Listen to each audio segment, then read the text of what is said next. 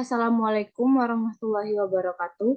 Selamat siang teman-teman. Perkenalkan, nama saya Dewi Fitri Ramadhani dengan NPME 1J023036 sebagai moderator dalam presentasi dari kelompok satu kali ini. Sebelum memulai presentasi pada siang hari ini, saya akan perkenalkan teman-teman anggota kelompok saya. Yang pertama itu ada Muhammad Farhan Akmal dengan NPME 1J023025.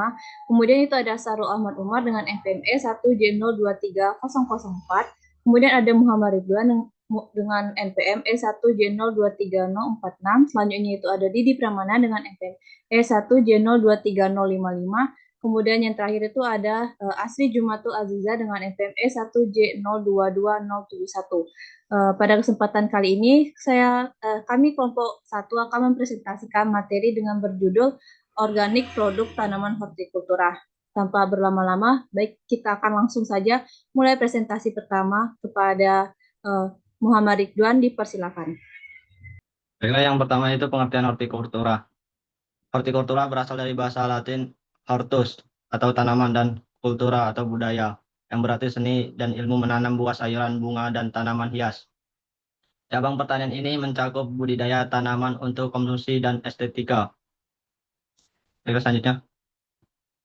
Pengertian pertanian organik adalah sistem produksi yang menghindari penggunaan bahan kimia sintetis seperti pestisida dan pupuk buatan dengan tujuan menjaga kesehatan tanah, ekosistem, dan manusia. Metode ini mengandalkan proses alami seperti rotasi tanaman, kompos, dan pengendalian hama hayati. Produk hortikultura organik adalah hasil budidaya tanaman hortikultura yang ditanam tanpa bahan kimia sintetis, menggunakan metode ramah lingkungan dan memenuhi standar sertifikasi organik. Produk ini mencakup sayuran, buah-buahan, rempah-rempah, dan tanaman hias yang dibudidayakan secara organik.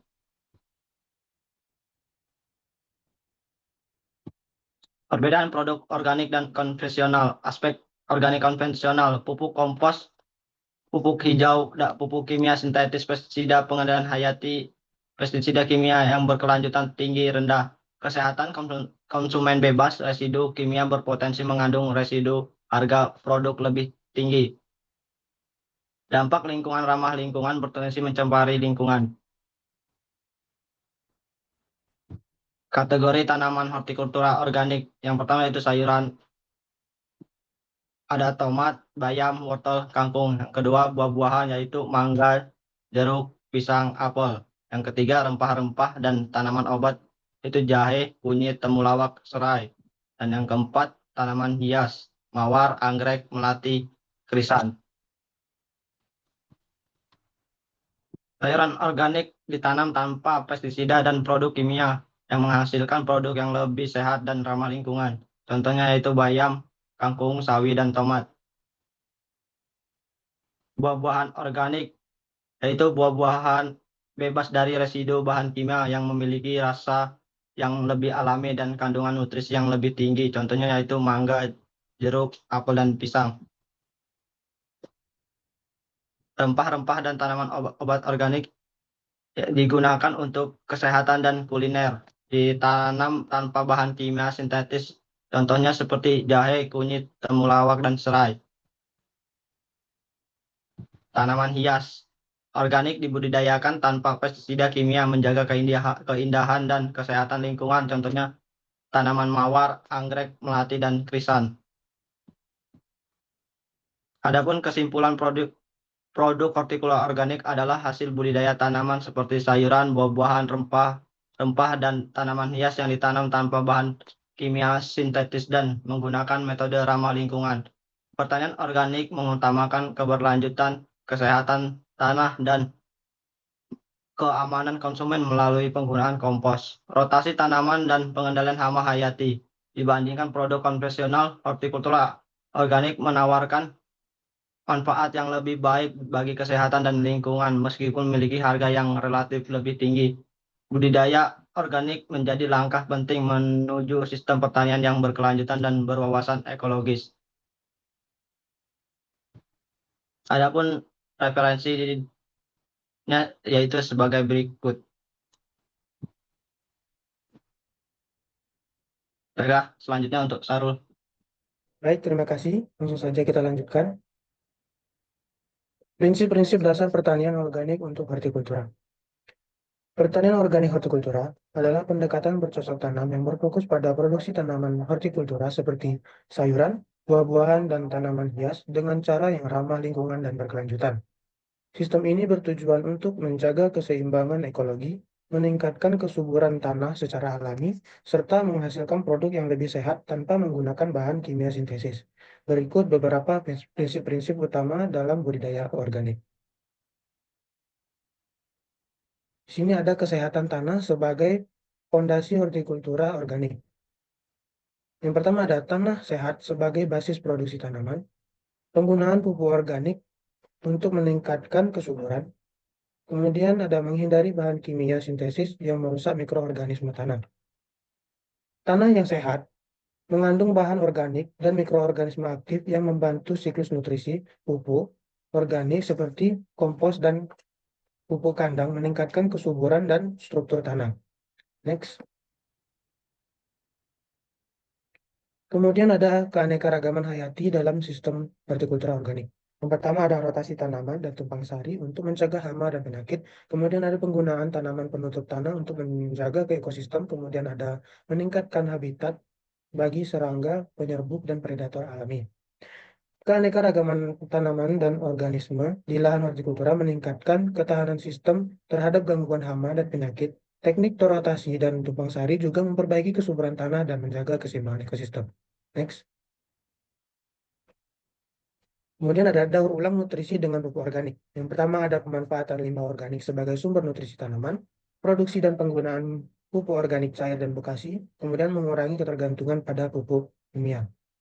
Pupuk organik cair dari kotoran sapi dan pupuk bekasi berbasis mikroorganisme efektif untuk meningkatkan pertumbuhan dan hasil tanaman hortikultura seperti terung, cabai, dan lain-lain. Next. Kemudian ada penghindaran bahan kimia sintesis. Yang pertama, tidak menggunakan pestisida dan pupuk kimia buatan, pengendalian hama secara alami dan biologis, kemudian ada penggunaan musuh alami dan pestisida nabati. Next. Hortikultura organik, prinsip ekologi dan siklus alamnya yaitu meniru siklus dan sistem alami dalam budidaya hortikultura, kemudian pengolahan tanah dan air secara berkelanjutan, dan menghindari penyakit yang merusak ekosistem. Jadi, pertanian organik hortikultura berupaya menjaga keseimbangan ekosistem dengan mengikuti siklus alam, seperti penggunaan mulsa untuk menjaga kelembapan dan mengurangi erosi, serta konservasi air. Next. Kemudian, pemanfaatan sumber daya lokal. Yang pertama ada menggunakan bahan organik lokal seperti pupuk, mengoptimalkan limbah pertanian dan ternak untuk pupuk, dan mendukung kemandirian petani hortikultura. Pemanfaatan bahan lokal seperti limbah ternak dan sisa tanaman ini membuat pupuk organik membantu menekan biaya produk dan meningkatkan keberlanjutan sistem hortikultura. Next. Kemudian ada keberlanjutan ekonomi dan lingkungan hortikultura. Yang pertama yaitu ada mendorong kesejahteraan petani dan pekerja, hubungan adil dalam rantai produksi hortikultura, penggunaan teknologi ramah lingkungan untuk kesehatan semua pihak, kemudian menghasilkan produk yang sehat dan bernilai tambah, mengurangi dampak negatif terhadap lingkungan, mendukung sistem pertanian jangka panjang. Next. Kemudian dapat kita tarik kesimpulannya yaitu bahwa pertanian organik hortikultura mengutamakan keseimbangan ekologi, kesehatan tanah, dan keberlanjutan tanpa bahan kimia sintesis. Metode ini meningkatkan kualitas hasil panen, menjaga kesuburan tanah, serta mendukung ekosistem dan kesejahteraan petani. Next. Berikut adalah daftar pustaka atau referensi yang bisa untuk menjadi acuannya. Terima kasih. Selanjutnya yaitu bagian yang ketiga, teknik budidaya organik pada tanaman sayuran. Yang pertama itu terdapat definisi, sayuran organik adalah sayuran yang tidak mengandung senyawa beracun yang dapat mengganggu kesehatan tubuh. Sayur organik adalah sayur yang bebas dari bahan kimia. Sayuran sendiri adalah sumber pangan yang mengandung banyak gizi dan baik untuk kesehatan tubuh. Sayuran organik memiliki kandungan yang benar-benar alami dan menyehatkan tubuh manusia karena bebas dari bahan kimia. Kandungan nutrisi sayuran organik. Kandungan nutrisi sayuran organik lebih tinggi yaitu 10% dari sayuran konvensional. Begitu juga dengan antioksidan dari sayur organik, di mana sayur organik memiliki kandungan 20 hingga 49% dari sayuran konvensional. Menurut Parlina 2011 menyebutkan bahwa sayuran organik memiliki keunggulan dalam beberapa hal, di antaranya adalah bebas dari bahan kimia atau menjaga kelestarian alam ataupun lingkungan, mengandung lebih banyak nutrisi, antioksidan yang tinggi, dan kesegaran sayuran yang lebih lama. Pembibitan tanaman sayur organik. Pembibitan sayur organik atau adalah tahapan awal dari menanam. Dalam proses pembibitan, perlu memilih benih yang bagus. Hal ini harus memperhatikan dari pemilihan benih harus bebas dari benda-benda asing yang memiliki bentuk berketambahan minimal 80%. Penanganan benih mencakup serangkaian prosedur yang dimulai dengan seleksi sumber benih dengan kualitas yang terbaik, pengumpulan, pemrosesan, penyimpanan benih, perlakuan awal terhadap pertambahan. Dalam pembibitan, peserta juga harus diajari dengan cara memperlakukan benih dengan baik sebelum disemai. Hal ini dilakukan agar menghasilkan bibit yang berkualitas. Selanjutnya yaitu pemilihan media organik. Pemilihan media tanam juga menjadi bagian penting. Syarat yang harus dipenuhi adalah media harus mengandung unsur hara. Dalam hal ini, diberikan pemahaman bahwa tanaman juga membutuhkan nutrisi yang cukup agar pertumbuhannya baik. Hal ini sesuai dengan pernyataan menurut Purba dan Purwoko 2019 bahwa ketersediaan hara dalam tanah haruslah memadai untuk menunjang kebutuhan nutrisi tanaman. Nutrisi tersebut dapat disediakan dari pupuk atau melalui aktivitas mikroorganisme yang ada dalam media tanam.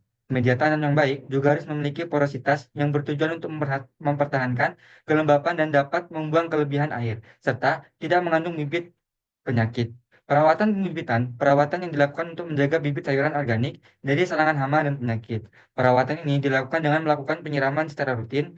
Tujuan dari penyiraman adalah untuk mempercepat pertumbuhan akar. Penanaman bibit organik. Bibit organik dilakukan di lahan yang telah dipersiapkan. Sebelum penanaman pada lahan, telah dilakukannya sortir terlebih dahulu. Sortir dilakukan untuk memilih bibit yang bagus, yaitu bibit yang segar. Ciri-ciri bibit yang baik diantaranya yaitu batang yang tegak dan kuat, akar tidak rusak. Pada proses penanaman juga harus memperhatikan jarak tanam. Hal ini dilakukan untuk menurunkan tingkat kompetisi tanaman dengan tanaman lain untuk mendapatkan sinar matahari, hara, dan sebagainya, hingga tanaman dapat tumbuh secara optimal. Pada tahap penanaman, masyarakat desa diarahkan untuk selangsung agar dapat tanaman yang baik dan sehat. Perawatan dan penyangan gulma. Perawatan tanaman dilakukan dengan mengontrol tanaman. Hal ini dilakukan dengan penyulaman dan penyangan. Penyulaman dilakukan jika ada bibit atau tanaman yang rusak, langsung diganti dengan bibit yang baru yang sudah disiapkan sejak persemaian. Penyangan dilakukan secara teratur, baik di area tanaman maupun di sekitarnya, agar tanaman bebas dari tanaman pengganggu ataupun gulma. Hal ini dilakukan agar tanaman tidak terjangkit penyakit yang disebabkan oleh adanya tanaman pengganggu ataupun gulma. Tahap ini dijadikan untuk mengontrol dalam perawatan yang dilakukan oleh masyarakat petani. Pemupukan dan penggunaan POC atau pupuk organik cair. Pemupukan dilakukan menggunakan pupuk cair organik yang diaplikasikannya dapat dilakukan dengan dua cara, yaitu dengan cara disemprotkan ke daun ataupun disiram secara langsung ke bagian tanahnya. Pada tahap ini, kelompok tani diajarkan bagaimana cara membuat pupuk POC terlebih dahulu, ataupun manfaat dari POC diantaranya dapat mendorong dan meningkatkan pembentukan klorofil daun, dan meningkatkan biomasa tanaman hasil dari proses fotosintesis, menjaga daya tahan tanaman terhadap kekeringan, tahan serangan patogen, dan penyebab penyakit. Menurut Makmur 2018, manfaat dari pemberian POC adalah dapat merangsang pertumbuhan tunas baru serta sel-sel tumbuhan, memperbaiki sistem jaringan sel, dan memperbaiki sel-sel yang rusak. Memperbaiki klorofil pada daun, perangsang pertumbuhan kuncup bunga, memperkuat tangkai sari pada bunga, dan memperkuat daya tahan pada tanaman. Mengatasi hama dan penyakit pada sayuran organik. Dalam mengatasi hama dan penyakit dapat memanfaatkan tanaman refugia, di mana tanaman refugia tersebut berfungsi sebagai penghalu dari hama ataupun penyakit. Refugia adalah tanaman yang berfungsi sebagai penghalu hama dan penyakit. Menurut Wardana 2017, macam-macam tanaman yang termasuk tanaman refugia antara lain yaitu seperti kenikir, bunga matahari, selasih, dan lain-lainnya. Dapat digunakan sebagai pengusir hama dan penyakit, yaitu pembuatan pestisida nabati adalah bahan aktif tunggal ataupun majemuk yang berasal dari tumbuhan yang bisa digunakan untuk mengendalikan organisme pengganggu tanaman atau OPT. Bahan ini bisa berupa hasil ekstraksi bagian tertentu dari tanaman seperti akar, daun, batang, dan buah. Contoh seperti bawang putih mengandung anesilin yang beracun bagi serangga. Daun sirsa mengandung pasetogenin yang bersifat insektisida.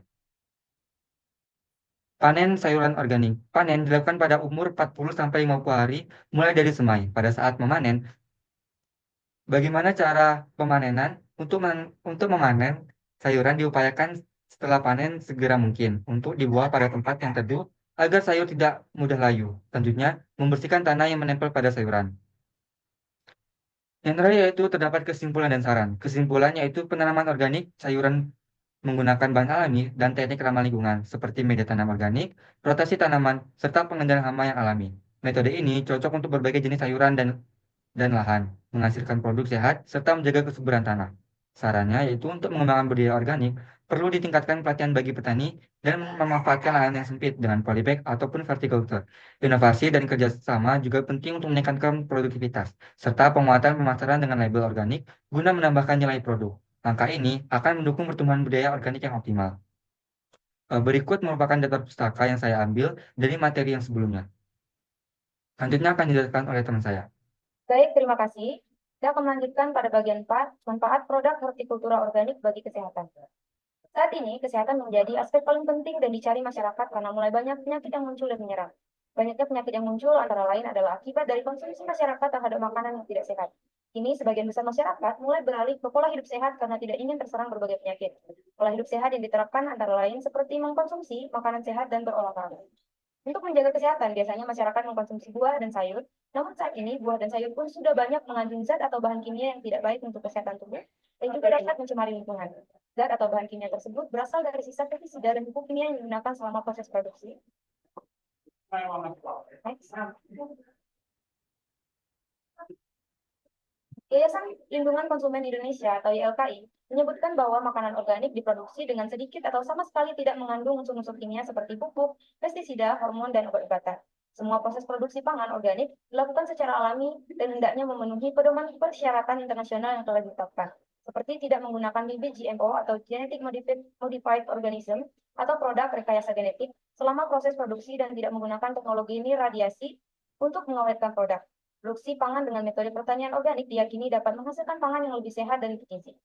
Hasil penelitian yang dilakukan oleh Syahruddin menyebutkan bahwa pola konsumsi terhadap makanan organik telah menjadi populer karena meningkatnya kesadaran masyarakat terhadap pentingnya menjalankan pola hidup sehat dengan mengkonsumsi makanan tanpa zat aditif, bahan pengawet, dan pewarna.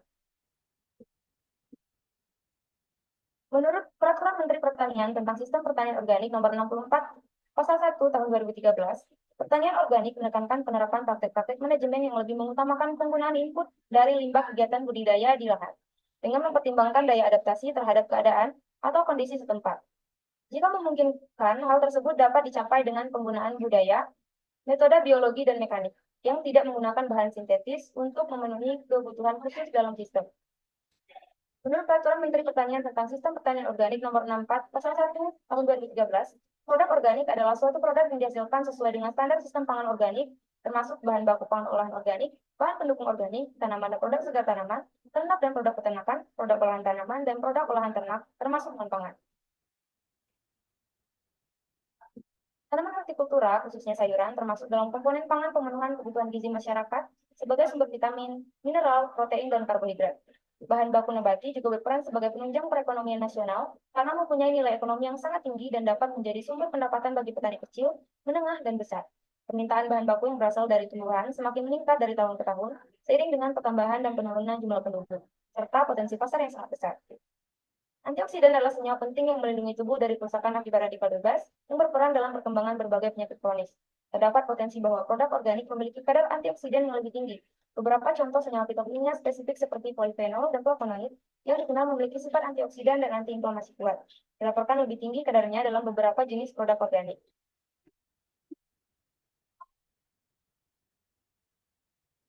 Nah, produk hortikultura merupakan sumber yang luar biasa kaya akan berbagai jenis vitamin dan mineral yang esensial bagi kesehatan tubuh. Secara umum, kandungan vitamin dan mineral dalam buah, buahan, dan sayuran ini memiliki peran vital dalam menjaga fungsi kekebalan tubuh yang optimal, membantu dalam proses produksi energi, serta mendukung kinerja berbagai organ vital dalam tubuh agar dapat berfungsi dengan baik.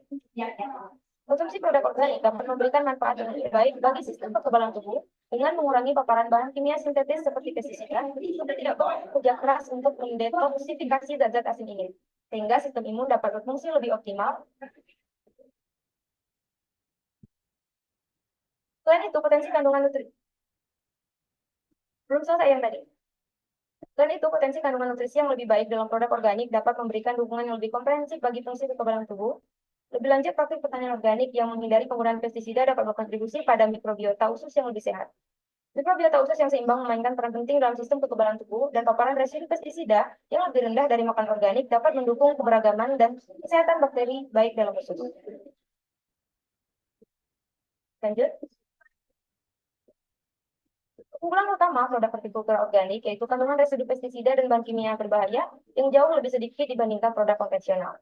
Produk pertanian konvensional seringkali menggunakan berbagai jenis pestisida sintetis untuk mengendalikan hama dan penyakit yang berpotensi meninggalkan residu pada hasil panen. Nah, paparan residu pestisida ini telah dikaitkan dengan berbagai risiko kesehatan, termasuk gangguan pada sistem saraf dan hormonal, serta potensi peningkatan risiko kanker dalam jangka panjang.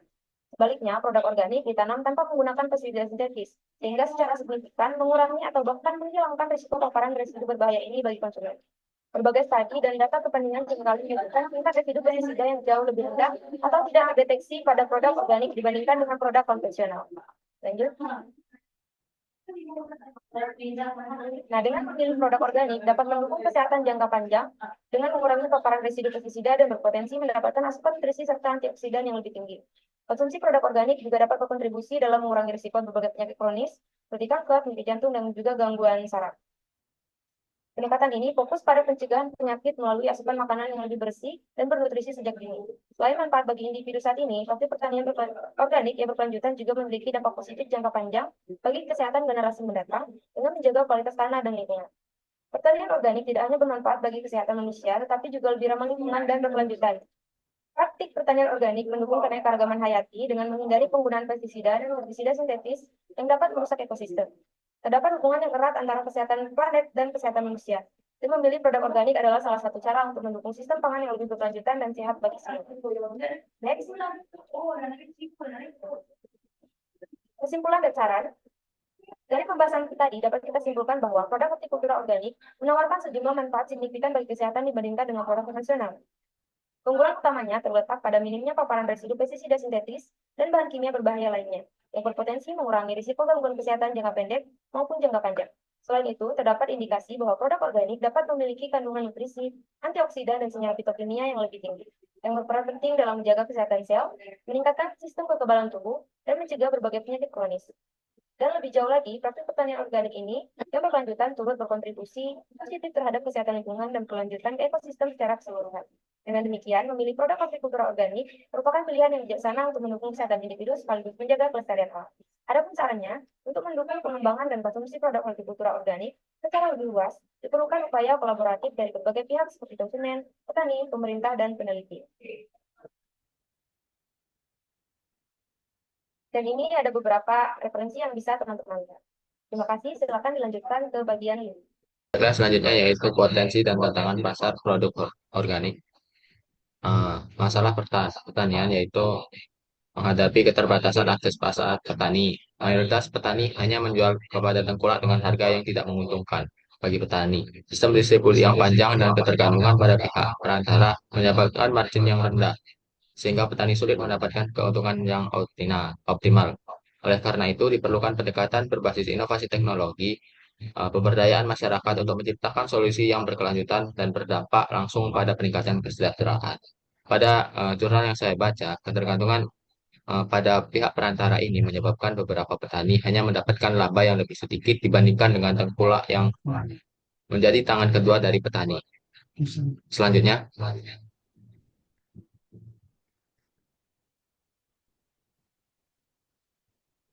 potensi dan tantangan pasar produk hortikultura organik. Potensi yang pertama adalah kondisi pertanian organik di dunia. Pada beberapa dekade terakhir telah terjadi peningkatan dalam produksi dan konsumsi produk organik yang diproduksi secara organik. Pertanian organik telah diterapkan hampir di sebagian besar negara di dunia. Di seluruh dunia, total area yang digunakan pertanian organik telah tercatat lebih dari 24 juta hektar. Adapun lahan pertanian organik terluas berada di Australia, sekitar 10,5 juta hektar, Argentina 3,2 juta hektar, dan Italia dengan luas 1,2 juta hektar. Sementara di wilayah Asia sendiri, negara dengan lahan pertanian organik terluas adalah India dan Cina. Selanjutnya,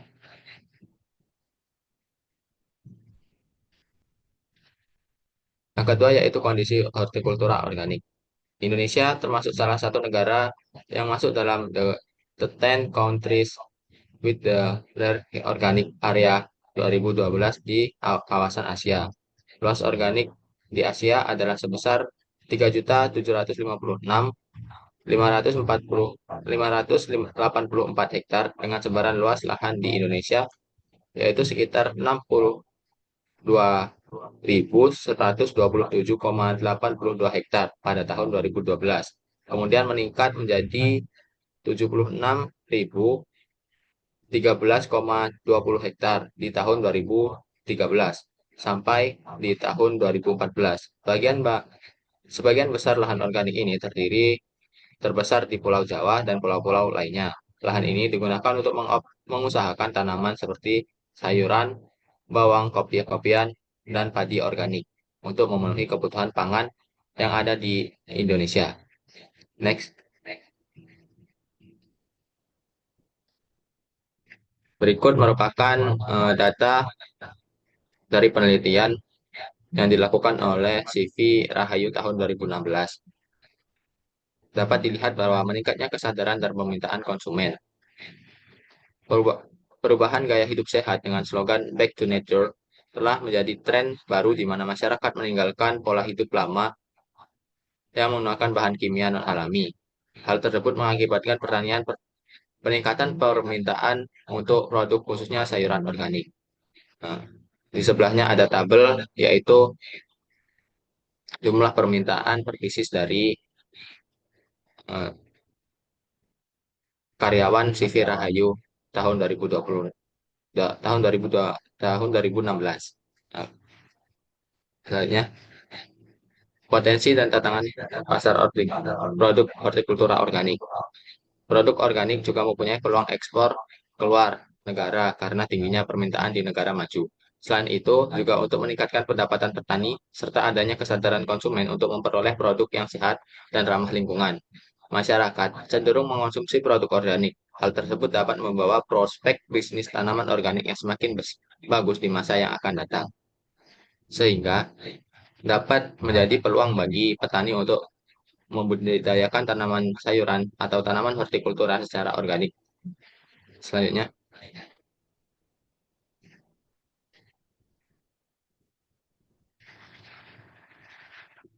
tantangan pasar organik hortikultura.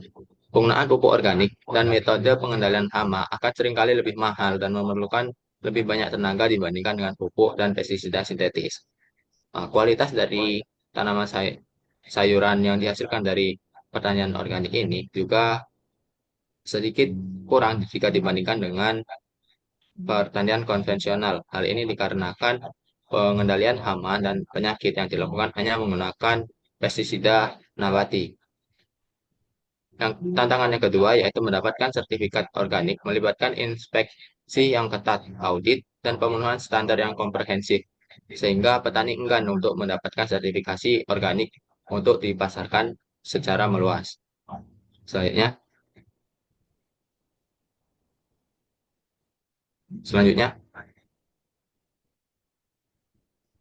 tantangan hortikultura organik. Produk organik seringkali dalam skala kecil dan tersebar, sehingga menyulitkan bagi pemerintah untuk pengumpulan dan distribusi dalam volume besar. Karena sebagian petani hanya menggunakan sedikit kecil dari lahannya untuk sistem pertanian organik. Biasanya mereka hanya menggunakan untuk konsumsi pribadi dan tidak untuk diperjualbelikan. Tantangan yang kedua yaitu tanpa penggunaan pestisida sintetis, tanaman organik lebih rentan terhadap serangan hama dan penyakit.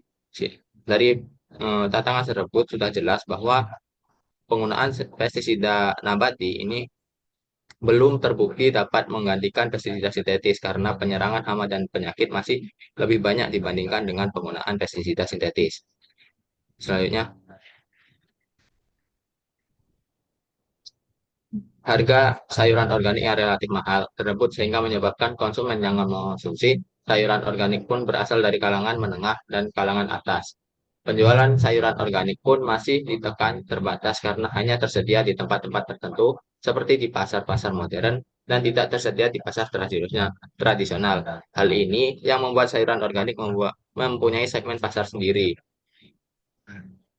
Dapat dilihat bahwa sayuran organik yang relatif mahal sehingga menyebabkan banyak masyarakat yang memilih untuk membeli produk sayuran konvensional karena harga yang relatif lebih murah jika dibandingkan dengan produk sayuran organik.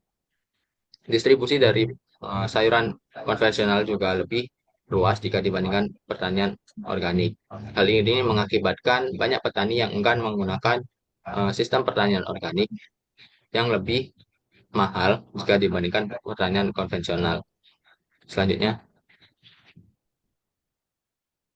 kesimpulan dari sistem pertanian organik, meskipun menjanjikan dan keberlanjutan, kesehatan, dan nilai ekonomi, menghadapi sejumlah hambatan yang signifikan. Misalnya, pada biaya produksi yang lebih tinggi, kompleksitas dan biaya sertifikasi, kendala distribusi dan rantai pasok, resiko hama dan penyakit, keterbatasan pengetahuan petani, persaingan pasar, serta dukungan pemerintah dan kelembagaan yang belum optimal menjadi tantangan utama dalam proses sistem pertanian organik. Untuk mengatasi hambatan-hambatan ini, perlu inovasi dan teknik pertanian, penyederhanaan proses sertifikasi, pengembangan infrastruktur rantai pasok yang efisien, peningkatan pengetahuan dan keterampilan petani, edukasi konsumen yang efektif, serta dukungan kebijakan yang kuat dan terkoordinasi dari berbagai pihak. Dengan mengatasi tantangan ini, potensi penuh pertanian organik dapat direalisasikan menjadi manfaat bagi petani, konsumen, dan lingkungan secara keberlanjutan. Selanjutnya, berikut ini merupakan daftar pustaka atau referensi yang saya gunakan untuk mencari materi-materi tersebut. Selanjutnya kembali ke moderator. Baik, terima kasih kepada rekan-rekan kelompok yang telah memaparkan materi mengenai organik produk tanaman hortikultura.